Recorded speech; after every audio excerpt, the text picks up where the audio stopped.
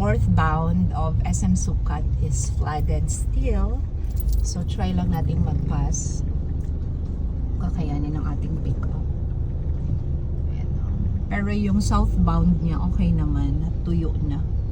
I think yun yung part ng SM that's elevated. Yun. So ito yung problem, no, kapag galing kang, say if you come from Alabang papunta dito sa office, yun yung problem kasi baha siya. Pero parang ano, no, mid-knee siya yung ano niya. Wow, grabe, nagiging dagat talaga siya.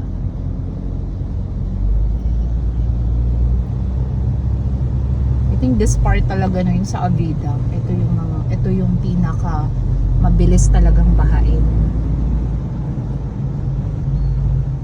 Yeah, then this part, yeah, dry na siya. Yung sa Avida na part, yun talaga yung